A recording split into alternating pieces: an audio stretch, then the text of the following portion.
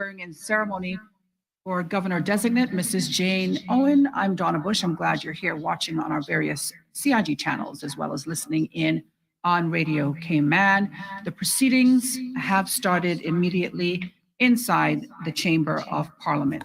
Good afternoon. Welcome to this special ceremony to swear in our new governor. We will start with prayers.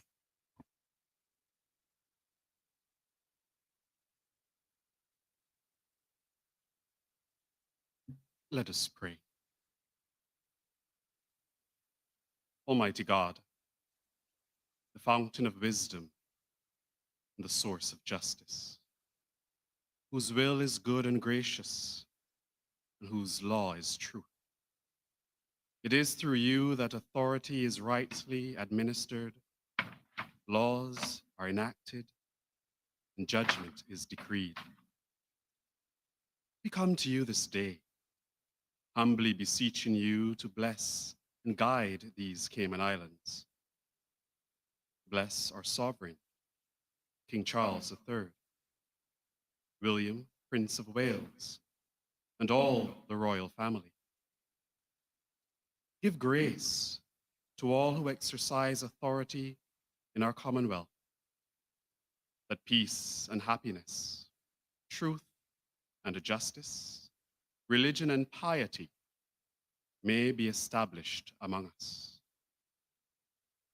We especially pray this day for the Governor Designate of our islands, Mrs. Jane Owen,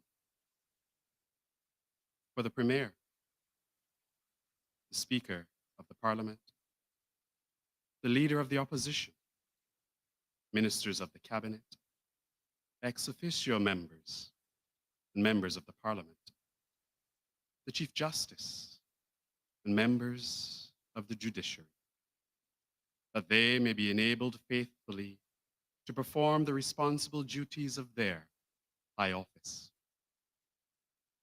We likewise commend to your unbounded mercy all those who live in these islands, that we may be blessed in and with the knowledge of your love and sanctified in the observance of your holy law. May we as a people be preserved in union and in that peace which the world cannot give. We make our prayer through your Son, our Savior, Jesus Christ. Amen.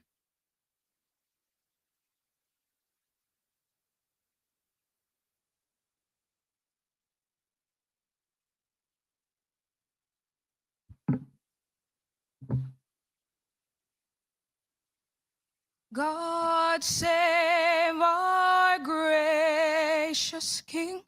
Long live our noble King. God save the King. Send him victorious, happy and glorious, long to reign over us. God save our King.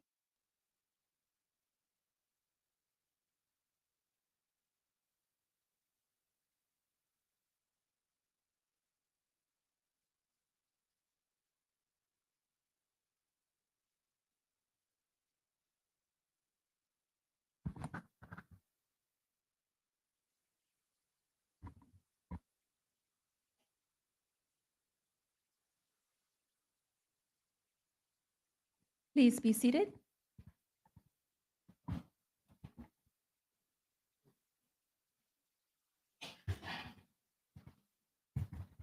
The acting governor, Honorable Franz Manderson. The governor designate, Mrs. Jane Owen.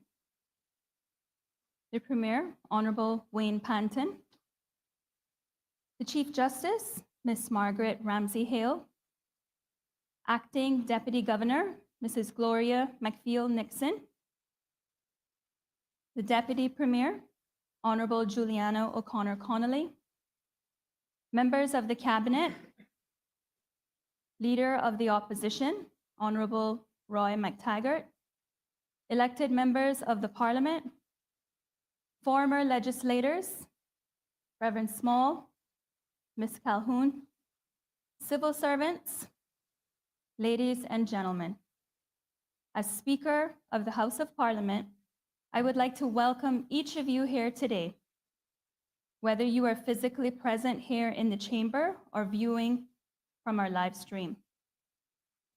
This afternoon, we are assembled here to welcome and to swear in the Governor-designate, Mrs. Jane Owen, as the 15th appointed and second female governor of the Cayman Islands. The swearing in of a new governor has always been a time when the citizens of this country have welcomed the reigning monarch's representative at the commencement of their duties here in the Cayman Islands. Over the span of 52 years, we have had 14 governors thus far, and each one have brought their unique perspective to the role. Some helped the Cayman Islands carve a place on the world's stage. Some created a bit of controversy, and some emerged themselves in our culture. Regardless of how they carried out their roles and responsibilities, they all left here appreciating the Caymanian people and culture. I certainly wish the same for you, Mrs. Owen. I must admit that I am very pleased for the women of our country today, not solely because we are swearing in a female governor, but because this will be the first time in the history of the Cayman Islands that the three arms of government will be overseen by women. Our country just recently highlighted the suffrage of the women of this country, who fought hard to ensure that women had a fair opportunity to vote and also stand for elections. There is a recently placed plaque on the Constitutional Hall next door, which has the names of the women who signed a petition in 1957, demanding to have their voices heard and the right to vote. These women, a few of whom are still alive today, and I do hope that they are watching online or on TV, have paved the way for a moment such as this to occur.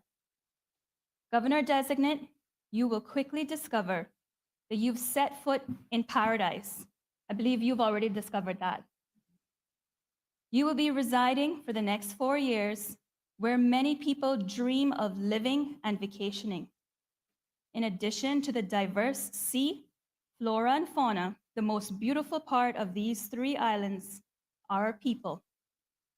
The people of these islands pride themselves in the progress that the country has made, whilst at the same time, some share that they feel when we had less, we had more. We are resilient people. However, we're facing trying times. The global pandemic, coupled with the economic issues, has left many of our people of our country scrambling to make ends meet. I would urge you to take the time to get to know these islands over the next 4 years. Get to know the people. We have some 135 different nationalities living here. Learn about our culture. Learn about our issues and our struggles, and learn what makes Cayman like no other place on this earth. I welcome you to the House of Parliament today and to the Cayman Islands for the next 4 years, and I wish you a most productive and rewarding first governorship. We will continue to follow the program as it has been arranged.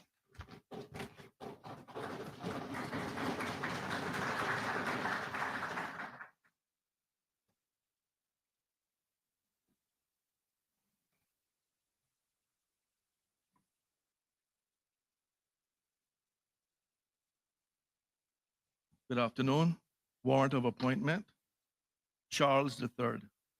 By the grace of God of the United Kingdom of Great Britain and Northern Ireland, and of his other realms and territories, King, head of the Commonwealth, defender of the faith, to our trusted and well-beloved Jane Owen, greetings. We do, by this our commission, under our signed manual and signet, appoint you, the said Jean Owen, to be our governor in and over our territory of the Cayman Islands, doing our pleasure with all the powers, rights, privileges, and advantage of the said office belonging or appertaining. And we do direct that your appointment shall take effect from the time of your disembarkation in our said territory. And we do hereby command all and singular our officers and loving subjects in our said territory and all others who it may concern to take due notice hereof and to give their ready obedience accordingly. And we do hereby direct that this our commission shall determine upon signification to that effect being given by us through one of our principal secretaries of state. Given at our court of St. James, the 16th day of February, 2023, in the first year of our reign, by His Majesty's command.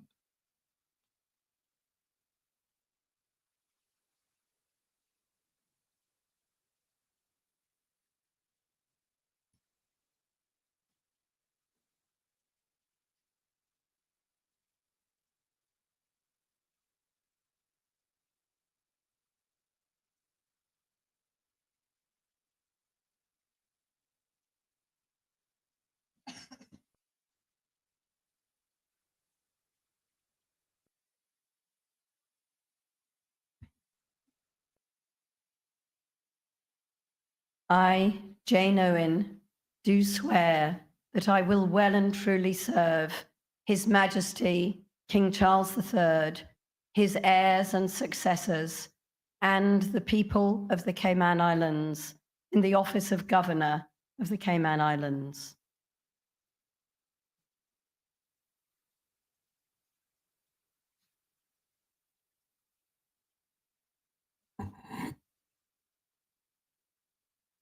I, Jane Owen, do swear that I will be faithful and bear true allegiance to His Majesty King Charles III, his heirs and successors, according to law.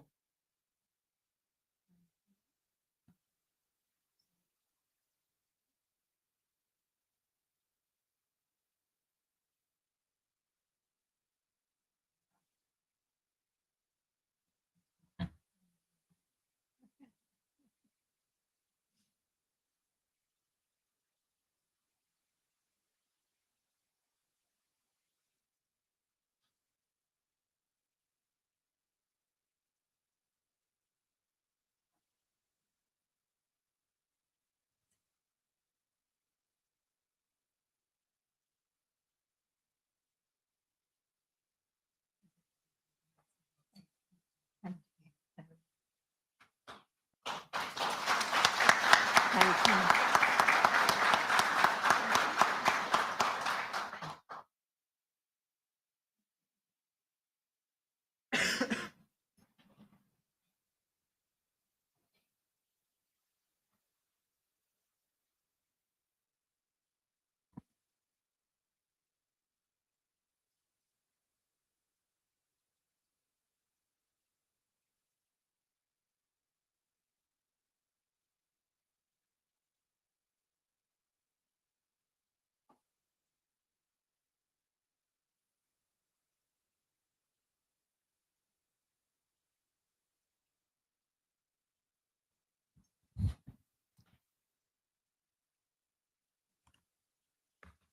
Your Excellency.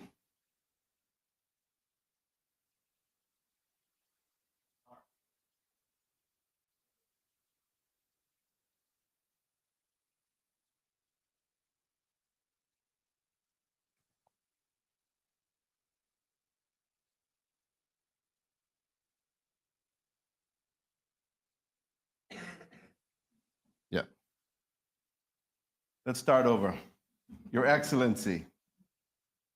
Apologies for the technological problems. Your Excellency, Mrs. Jane Owen.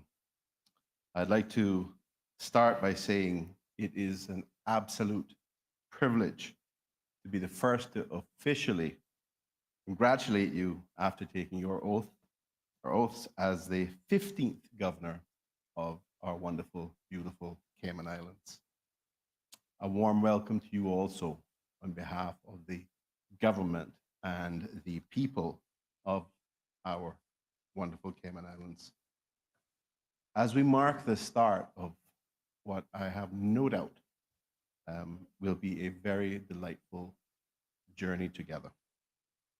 This afternoon, we're taking part in a ceremony that has brought me great pleasure and pride as well. As of now, as indicated by our Madam Speaker, there are 3 women holding the top 4 positions on the Cayman Islands Order of Precedence. On 25th of October of last year, we swore in her ladyship, Honorable Margaret Ramsey Hale, King's Counsel, as Chief Justice, who of course administered your oath. We have the Madam Speaker, Honorable Catherine Ebanks Wilkes, who commenced today's proceedings, and she was of course sworn in November of 2022. She's the 4th woman to serve as Speaker of this Honorable House. I'm also pleased to say, Your Excellency, that I have the privilege of having a Deputy Premier and Minister for Education, District Admin and Lands, the Honorable Juliana O'Connor. Of course, she is one of those 4 women who previously served as Speaker of this Honorable House. And in addition to that, she served as Premier of our beloved Cayman Islands as well. Of course, you have now entered our history books as the 2nd woman appointed as Governor of our wonderful Cayman Islands.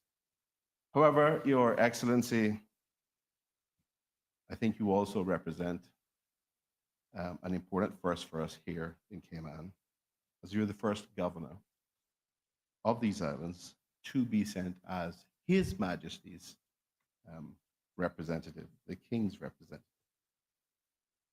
In 1971, when the title of the UK's representative was changed from administrator to governor, the late Mr. Athelstan Long became our first governor.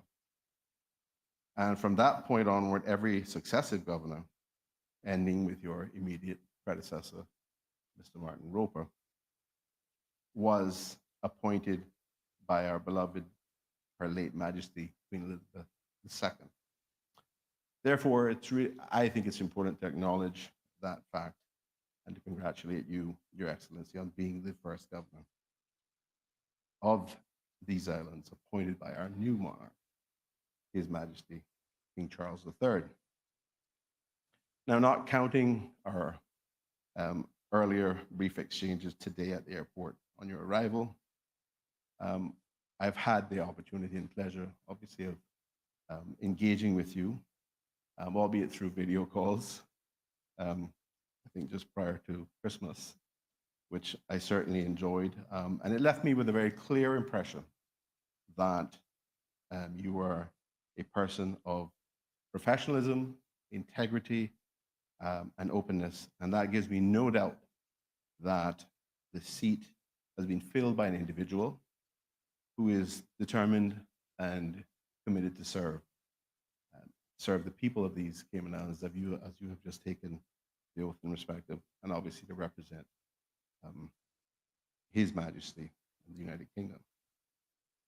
So while I'm looking forward to working with you and forging a very cordial and positive working relationship, I am, along with probably many other people, have taken the opportunity to do a little bit of research in the past on your outstanding career as a civil servant, especially in the diplomatic service, representing the United Kingdom around the globe.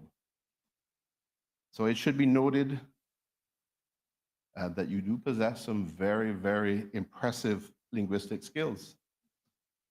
I do hope that you take some comfort in knowing that you need only speak English in the Cayman Islands. Although I have to say, Your Excellency, that your German sounds most impressive. I had to do a bit of digging in relation to that, so don't ask me how I found that out. But Your Excellency, when your appointment was announced, we learned that you most recently served as the UK ambassador to the Swiss Confederation and Liechtenstein. Our Minister for Tourism and Ports, the Honorable Kenneth Bryan, will tell you that while we can't boast of snow-covered mountaintops in the Cayman Islands, we do have the world's most beautiful white sandy beaches, absolutely second to none. I'm confident that you will be taken aback by the uninhibited views of 7 Mile Beach. And I think you had a taste of that when you went home for a quick lunch. Hopefully, if the weather cooperates, you'll be able to see your first beautiful sunset from that location in the Cayman Islands. The view from Government House is second to none. I will also admit that when I learned of your appointment as governor, I observed what appeared to be some degree of relief on the face of my colleague Minister for Financial Services and Commerce, amongst others, the Honorable Andre Ebanks. So while the minister is more than capable of explaining the significance and importance of financial services to our economy, to our country, to our people, it's refreshing to know that you bring very real-world knowledge and experience of this industry, having worked to promote financial services and trade between the UK, Switzerland, and Liechtenstein. I must also state for the record that we have welcomed and enjoyed the support of successive governors who remained genuine advocates for the Cayman Islands and utilized diplomatic channels in support of our financial services industry. This was certainly true of your immediate predecessor, Mr. Roper, and there's no doubt in my mind that it will prove to be true for you as well, Your Excellency. Your Excellency, the Cayman Islands have held a close yet unique relationship with the United Kingdom that has evolved over the decades. Looking back, it is fair to say that some of the terms used to describe in the past the constitutional structure of our relationship, like dependent territory, did not accurately reflect the reality of the on the ground here. To the contrary, we are a very proud country, and we have an established track record of effectively managing our own domestic affairs. This is perhaps partially a function of our relative geographic isolation, sort of being in the middle of the Western Caribbean Sea, but it is also a function of our people's drive for self-sufficiency, our desire to meet our own needs and to innovate and find ways of achieving that. But for most of our settled history, the Cayman Islands were hidden from the eyes of the world and became known as the islands time forgot. And while there are no significant grassroots movements championing a change to the status of our constitutional relationships, we are proud of the ongoing advancements to our Constitution, which have been brought about, which strengthen our democracy. Just for a little context on how far we've come, Your Excellency, there was a time when the governor had the additional duty of serving as the presiding officer of this honorable house for no additional pay, I might add. And I think for those who can recall that time period, there was no limit on the period of time in which a member could speak. So, Your Excellency, one could well understand an argument that there was some degree of hardship paid you for having to endure days of representations on a particular point. Today, it is settled and established that all areas of domestic policy are delegated to the elected government with the UK through you, Your Excellency, as its representative, retaining special areas of responsibility, including defense, external affairs, and the civil service. These were hard-earned constitutional advancements, which have evolved over time after much learning on both sides of the Atlantic. It is fair to say that the UK has put its trust in us, and as members of Parliament, we're all cognizant of our duty to efficiently manage the affairs of our country. Just like any democracy, we have our moments, especially as we seek to balance the duties that we have as members of Parliament, representing our people, dealing with the local and community-based issues, but then as ministers, having to focus on national and even global crises. So as you settle in and begin to get the feel for our people and community, I think Your Excellency will observe that sometimes the most effective approach on a matter may differ from a position taken by the United Kingdom.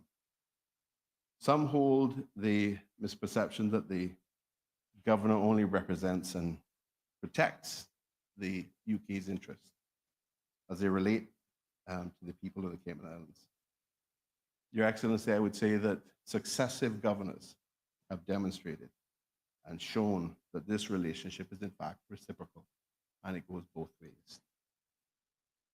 Your Excellency, there will indeed be times when you as governor will have to stand for us, speak out for us, and to utilize your firsthand knowledge I mentioned earlier of what is happening in relation to on the ground here, as well as your knowledge, as I said, of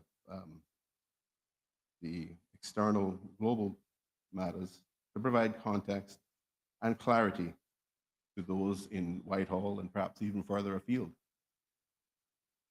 Many within and outside of the public sector are rarely privy to the quiet yet important diplomacy that is directed from your office across the pond. But this balanced approach makes a world of difference. It bolsters trust and ultimately serves the greater interest of strengthening the spirit of partnership and mutual respect between the UK and our beloved Cayman Islands. Your Excellency, we have benefited from governors advocating on our behalf for financial services matters, promoting our efforts in areas such as the Russia sanctions, or perhaps the greatest example of support during crises, the COVID-19 pandemic. The British Airways air bridge, vaccines, acquisition of PPE, technical support for testing, and overall public health guidance are a few examples of matters pressed on for our behalf by the governor's office during the height of the pandemic-induced challenges. I hope you don't have to face any of those going forward. The combination, though, of that advocacy and in collaboration with the government resulted in an enviable record of high vaccination rates and low death rates in our country. Our healthcare system as well has proven to be resilient, having stood the greatest test of our generation. And I know that this is a great source of pride for my colleague Minister for Health and Wellness and Home Affairs, Honorable Minister Turner, and indeed our entire country. And I would hasten to add every member of this chamber, I'm certain. Your Excellency, we also fully expect that you will inform us when the UK wishes to take a position which is impactful on us.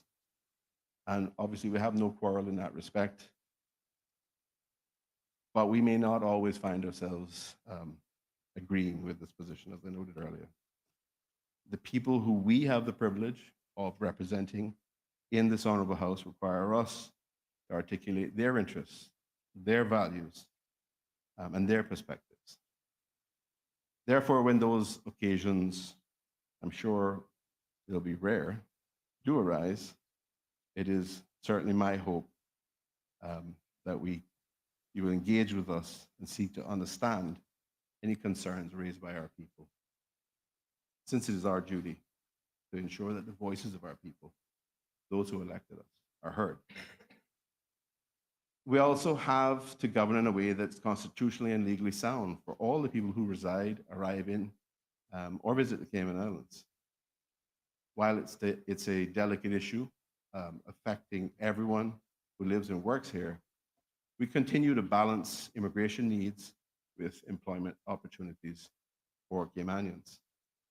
That is a challenge I know the UK itself, or for that matter, any other country with a strong, globally competitive economy, has to contend with.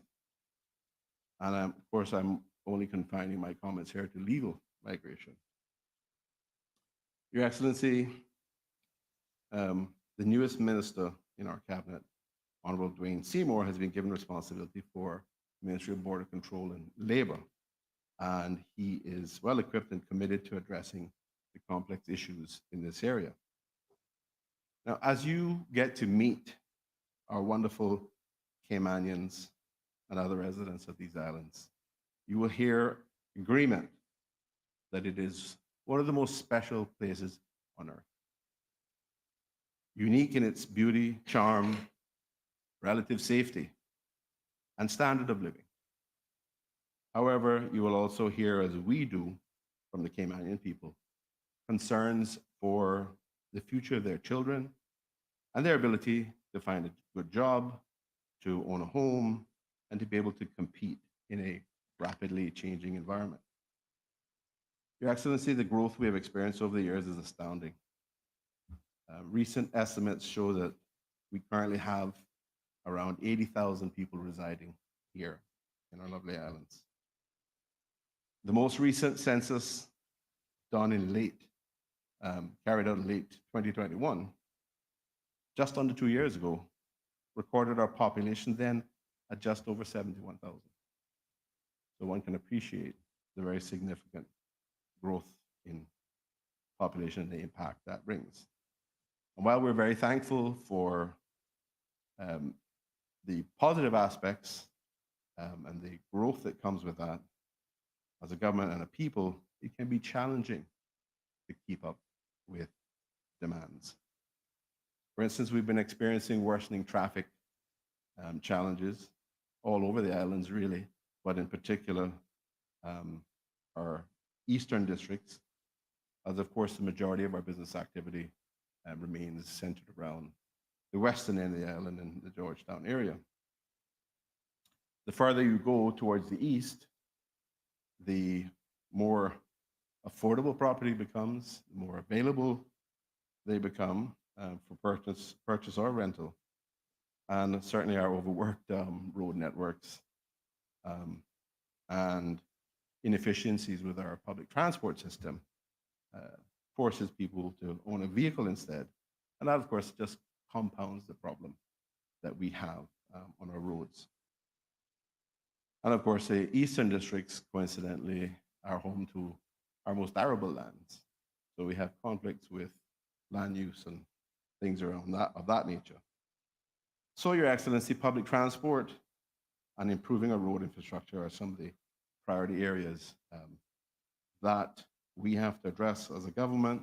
And my colleague, Honorable J.E. Banks, the Minister for Planning, Agriculture, Housing and Infrastructure, and a few other important unnamed subjects, is, like many of us on the government bench,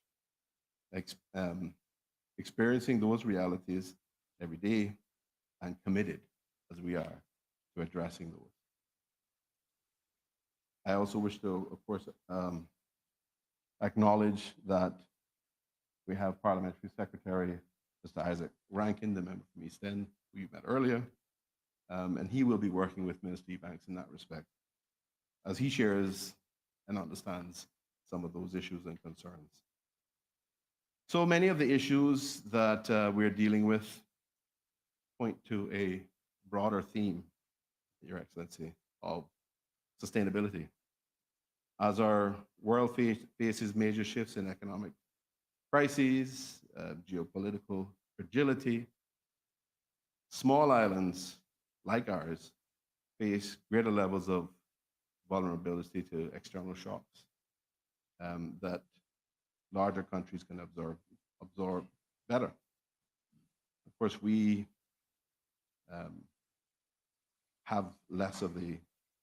possess less and control less of the key factors for resilience in that respect. For instance, as a small island nation with numerous vulnerabilities, climate change presents a serious challenge across the time continuum for ensuring the prosperity of the Cayman Islands and its people. And that is why we have created to prioritize sustainability in all its facets, a Ministry of Sustainability and Climate Resiliency. Your Excellency, we're also formulating a comprehensive Cayman sustainability agenda that focuses on ensuring that these islands are a place for, and will be a place for Caymanians to live and thrive, while ensuring that it is a welcoming place for newcomers who wish to become part of our diverse social fabric. Perhaps the most underestimated positive impact of pursuing sustainability is the ability for us to protect our culture, our heritage, and our identity as a people. That is why Honorable Bernie Bush has taken on the mantle as our Minister for Youth, Sports, Culture, and Heritage. He has a very distinct passion for these subjects, and as a government, we are united in the view that the Caymanian way of life and our values are the true treasure that must be preserved and passed on to future generations. I know, Your Excellency, you plan on getting out and about to meet our people in the various districts. Expect to see within our communities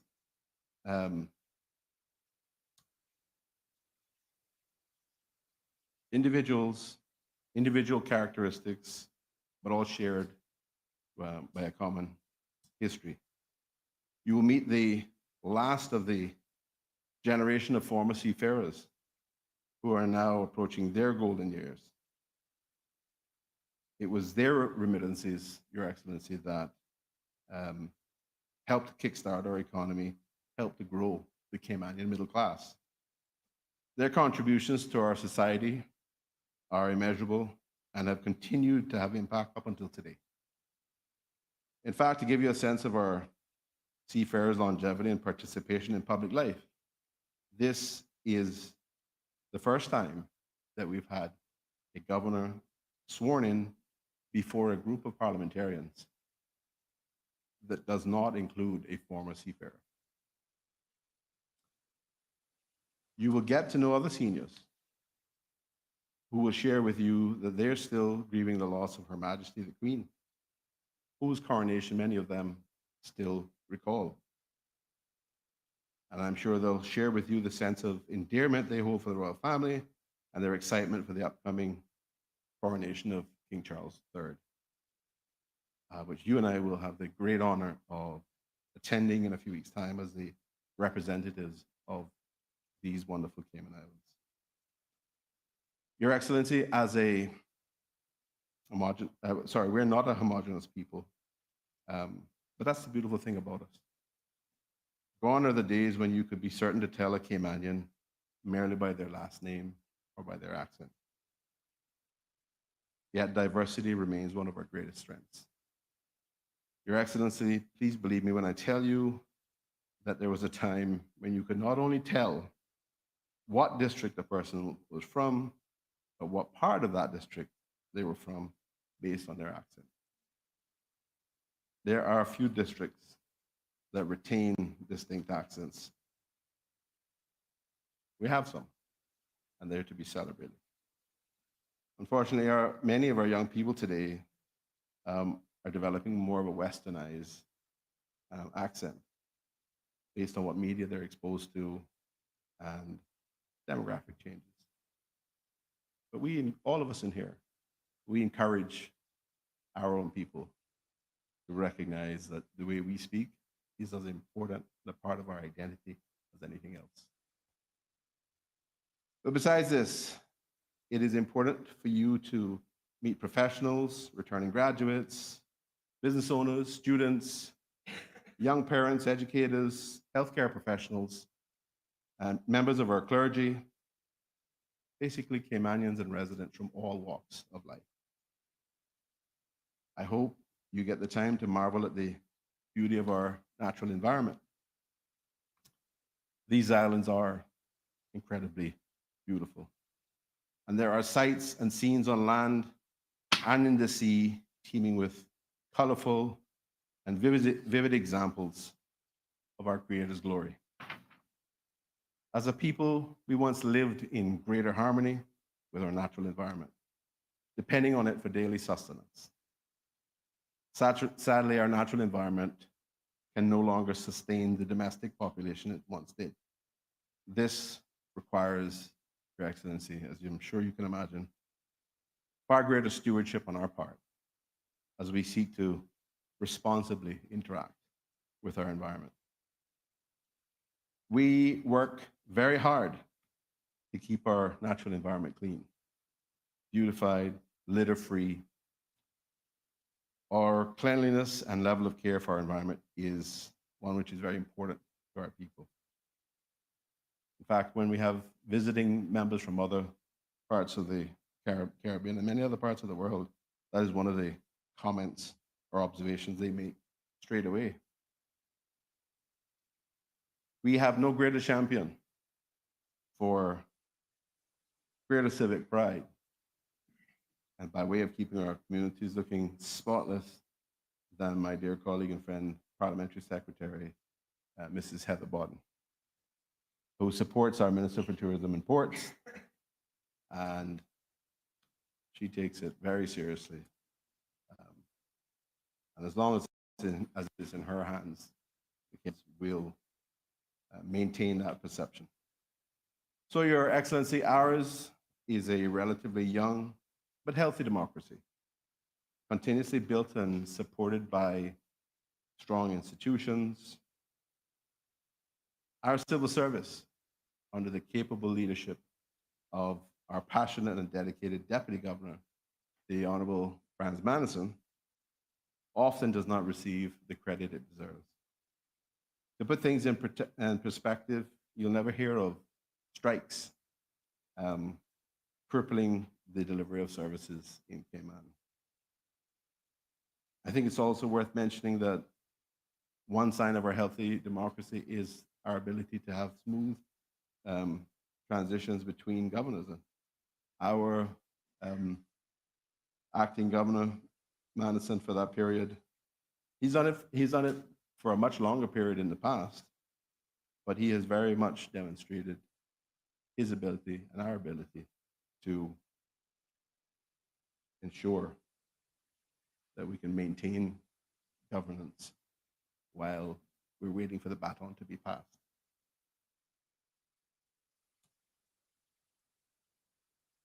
He has certainly shown that Caymanians can do any job, do it well, when given the opportunity. I also wish to acknowledge, importantly, Your Excellency, the other official member of the Parliament and Cabinet, the Honourable Attorney General, Mr. Samuel Bolgin, King's Counsel.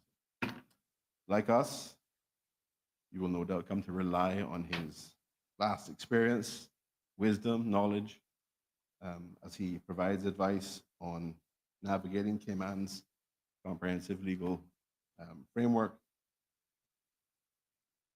Our independent judiciary is globally recognized as well, and as noted earlier, has just experienced a smooth and successful transition to our new Chief Justice,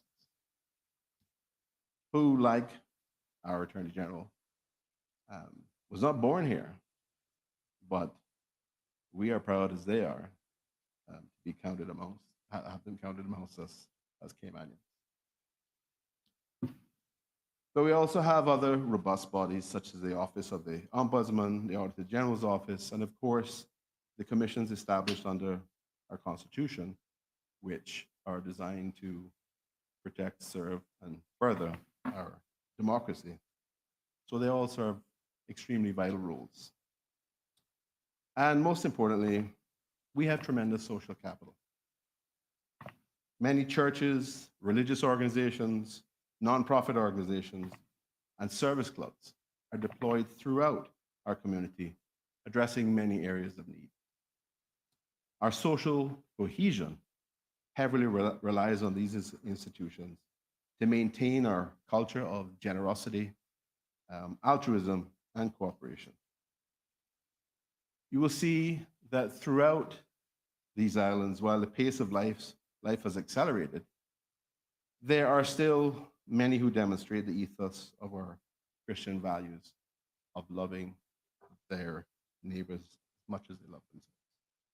It is seen in the acknowledgement of strangers in an elevator or in a waiting area. Small things like letting a car into traffic in the morning, the charity and fundraising efforts for the sick, and the paying of respects and attendance at funeral services.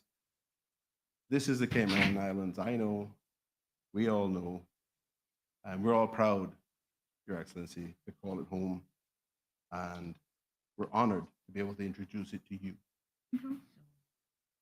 So in closing, Your Excellency, I'm delighted to once again welcome you, formally welcome you to the Cayman Islands and share this brief overview and perspective on your assignment. Today, you've taken an oath to serve His Majesty the King, his heirs and successors, and the people of the Cayman Islands. Every one of us in this chamber also took similar oaths, symbolizing our common purpose. From myself, you can expect a relationship based on principles of mutual respect, courtesy, and absolute honesty, even on those rare occasions where we may not see eye to eye. We also certainly look forward to having your daughter, Phoebe, join us in the Cayman Islands. It will, I'm sure, be lovely to have a member of your family joining you as you settle into your new home. So we really look forward to getting to know her as well. I do hope that she and perhaps other loved ones will come to visit you as often as possible, and they get to see where you have to toil. Your Excellency, on behalf of the government, we look forward to working with you to ensure a strong, prosperous, and bright future for the people of these wonderful Cayman Islands. And it is my hope that the United Kingdom continues to foster this mutually beneficial relationship with us, ever growing in its strength. May God continue to bless you and the people of these Cayman Islands as we embark on this new journey together, united as a government and as a country.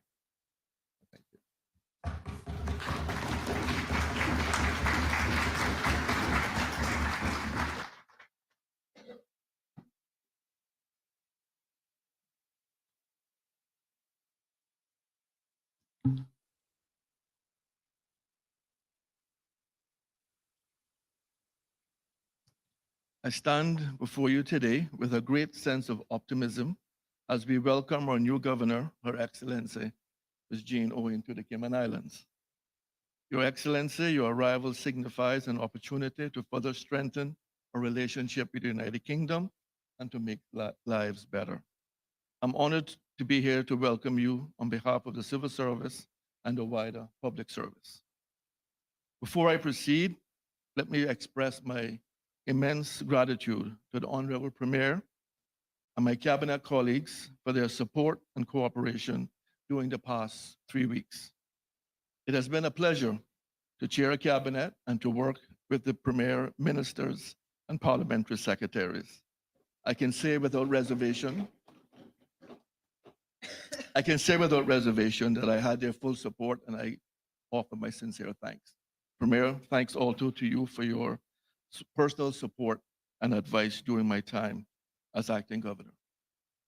I also take a moment to acknowledge Chief Officer of the Portfolio of Civil Service, Ms. Gloria McField Nixon, for her time as acting deputy governor. As always, she delivered exceptional leadership in the civil service while I was acting governor. And of course, she is one of those outstanding ladies that Premier spoke about who are leading part of our organization. Thank you. Your Excellency, I'm proud to share with you a bit about my favorite topic, which is the civil service, which you are now leading.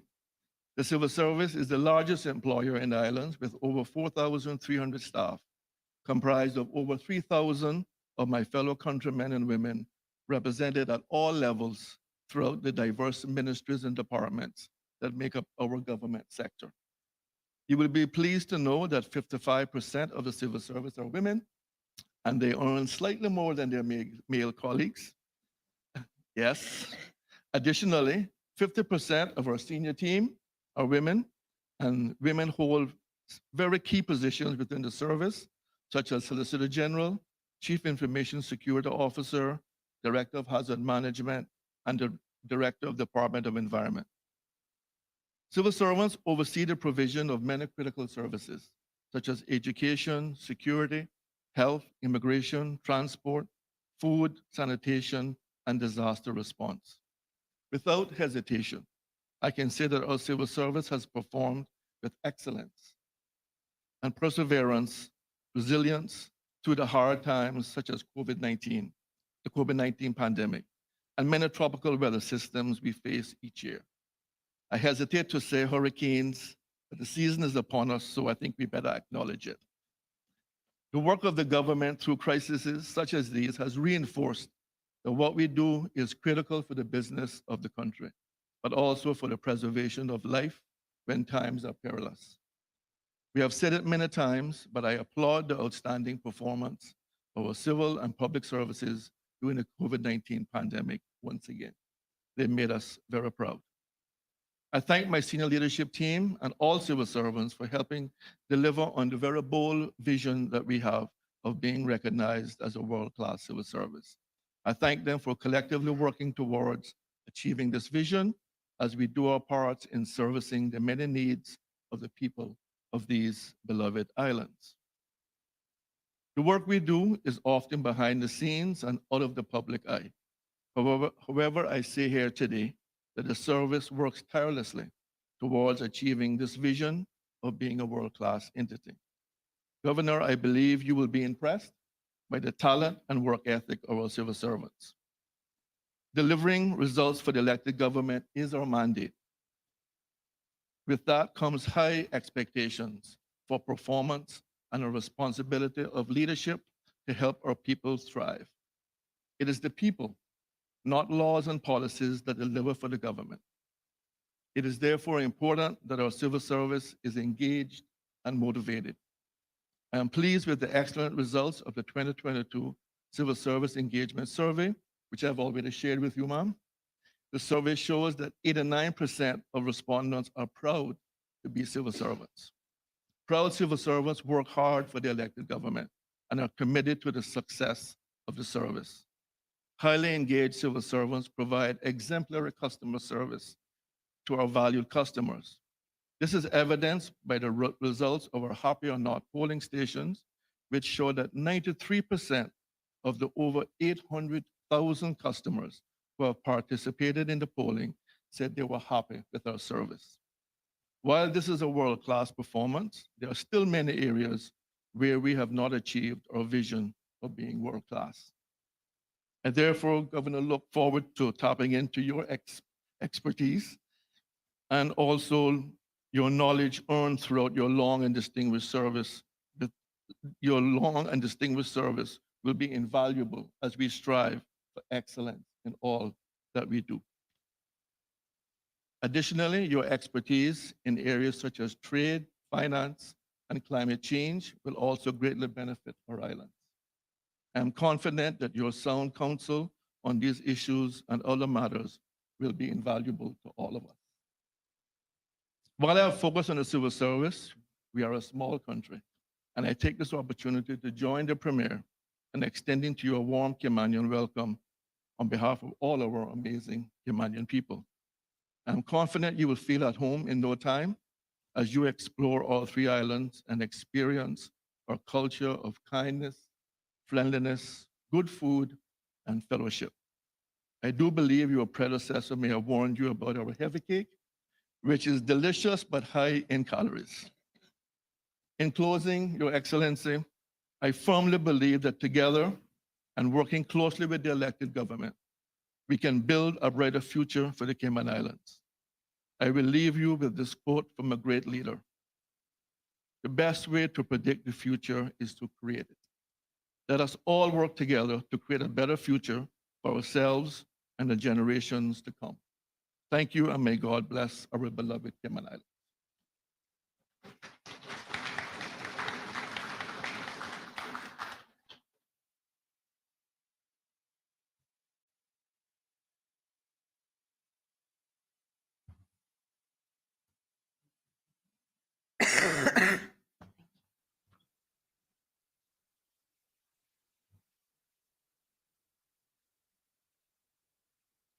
Thank you, everyone. And I'm sorry that I have a little bit of a frog in my throat today, but I will try to speak clearly so that you can understand my words. So to begin, Honourable Chief Justice, Honourable Speaker, Honourable Premier, Honourable Deputy Governor, Honourable Ministers and Members of Cabinet, Honourable Leader of the Opposition, Members of Parliament, Commissioner of Police, distinguished ladies and gentlemen.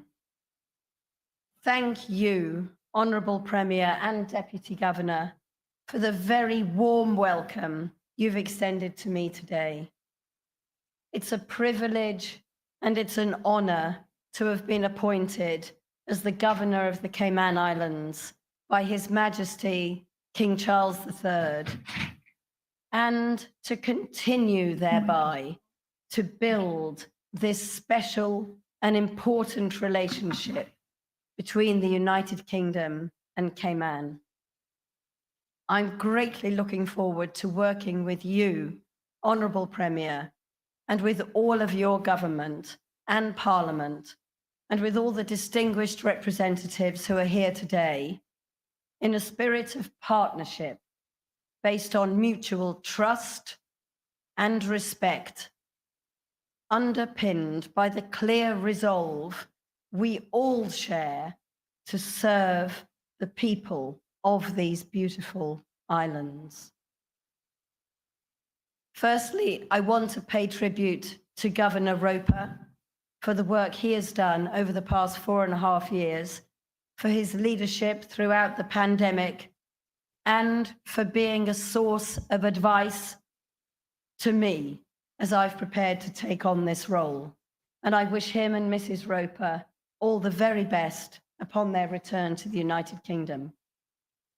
I would also like to thank you, Deputy Governor Manderson, for once again so ably fulfilling the role of acting governor.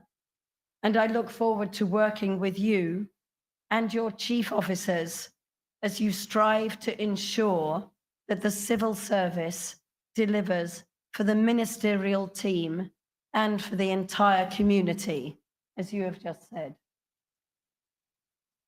The timing of my arrival is particularly auspicious, of course, as it affords me the opportunity to attend His Majesty's coronation in just over 2 weeks, joining the Honourable Premier in representing Cayman at this historic event. Immediately afterwards, the Joint Ministerial Council will provide an opportunity for the Honourable Premier to discuss with UK ministers priorities both in Cayman and for our wider overseas territories family. As I begin my appointment, I will have much to learn, and I hope that you will all help me to do that. I'm determined to ensure that our UK-Cayman relationship continues to grow and continues to bring benefits for both sides. In this world in which we live, faced with geopolitical shifts, threats to the freedoms we cherish, and the galloping pace of new technology, it is good to have firm friendships and mutual support. In working on this agenda with all of you, I will always respect the boundaries of the Constitution while being open to sharing expertise and experience from the United Kingdom where this can add value here in Cayman. And as you would all expect, I will focus firstly on those areas where the governor has direct responsibility: external affairs, defense, internal security, and endeavoring to promote the good governance that is the hallmark of Cayman. The war in Ukraine continues to rage in Europe. And I can imagine that this must at times seem to be a far-off conflict. But I know that Cayman is playing its part in the stand against dictatorship and oppression, in particular through the enforcement of sanctions, to ensure that Russia's unprovoked attack on a sovereign state is met with severe consequences. Cayman has frozen almost $9 billion in assets, and only last month, a sanctions forum in London praised your high-level cross-government coordination as a model to be admired by others. I'm also committed to working with you all to fulfill my responsibilities to ensure the safety and security of Cayman.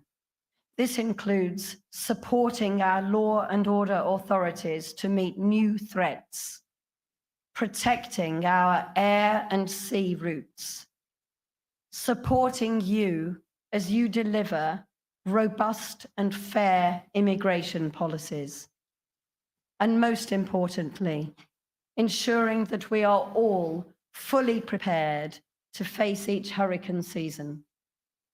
Hazard Management Cayman Islands have an excellent reputation across the region for the detailed work they do enhancing crisis response.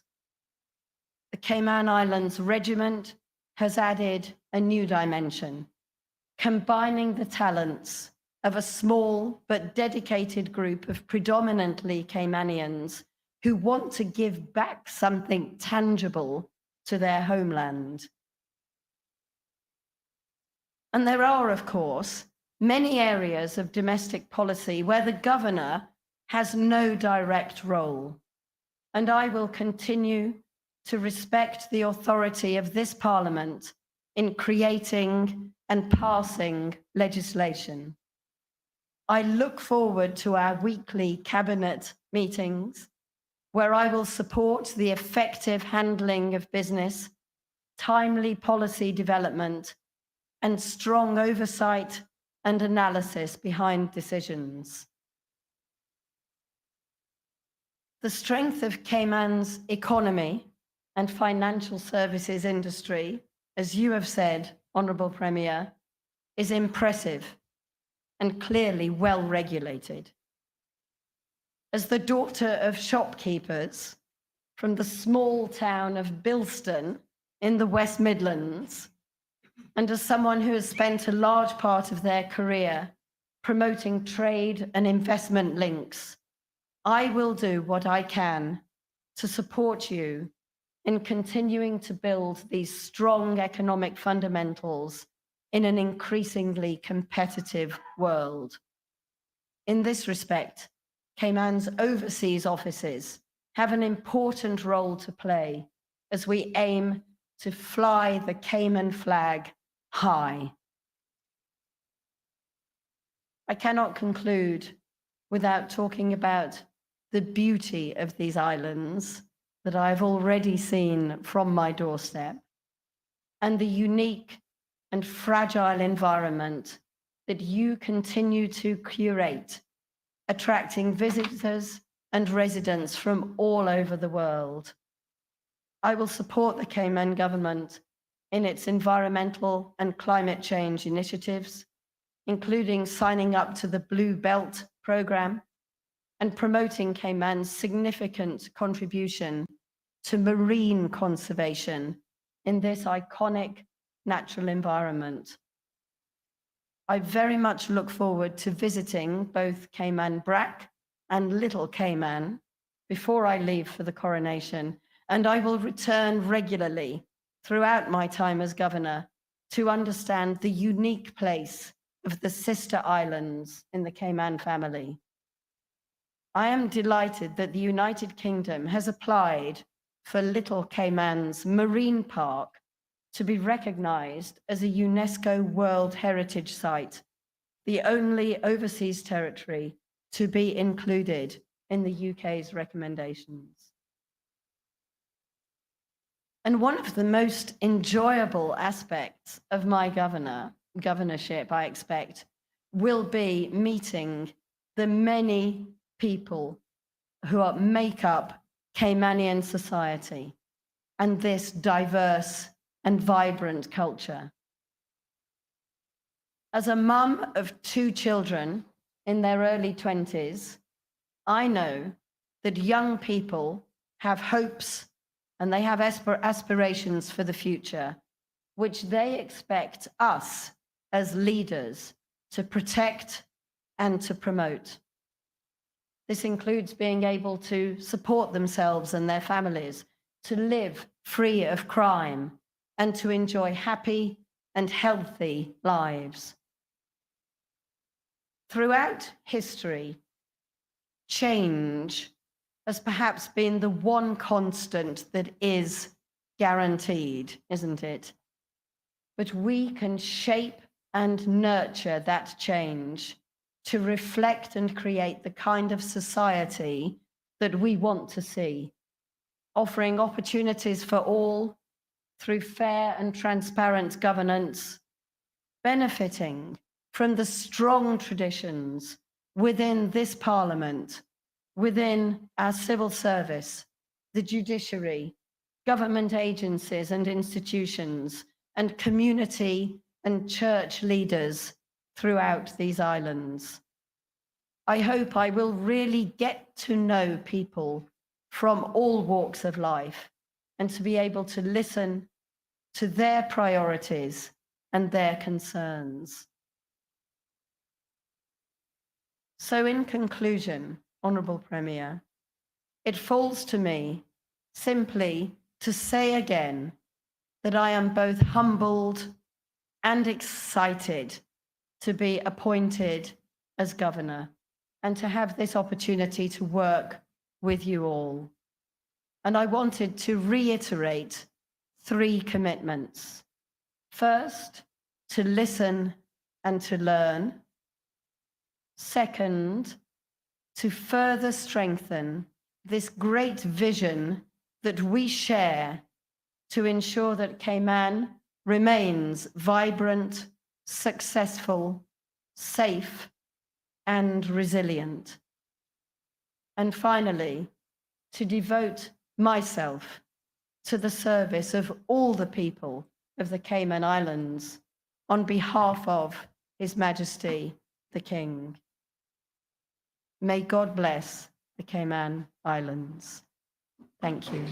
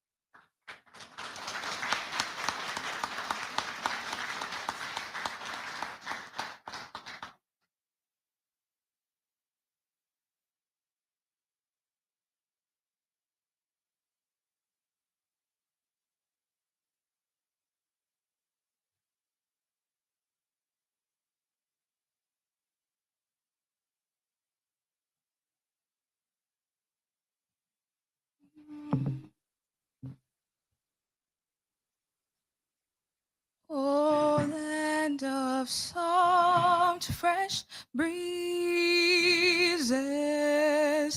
of verdant trees so fair, with thy Creator's glory reflected everywhere.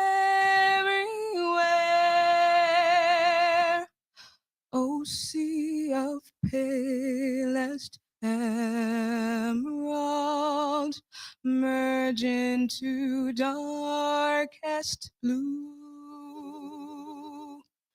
Whene'er my thoughts fly Godward, I always think of you. Dear verdant island set in blue Caribbean Sea, I'm coming, coming very soon. Oh, beauteous isle, to thee, although I've wandered far, my heart enshrines thee yet. Homeland fair Cayman Isle, I cannot thee forget.